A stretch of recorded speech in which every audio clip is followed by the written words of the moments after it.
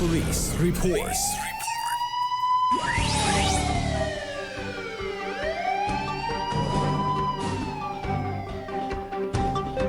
Alas 6:23 ang oras po natin po sa ating police report, Idol. Arestado pong isang magsasaka matapos mag-amok sa barangay Kasaratan, San Nicolas, Pangasinan.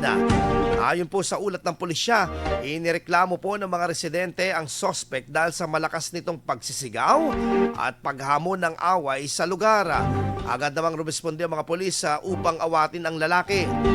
Nang aawatin na ito ng kapulisan, umamba umano ang suspect na sasaktan na ang mga pulis gamit ang hawak nitong pala. Lumalabas na lasing umano ang suspect na mangyari ang insidente. Sa ngayon ay naaharap ito sa kasong paglabag sa RA 151 o Resistance and Disobedience to a Person of Authority. IFM News. IFM News.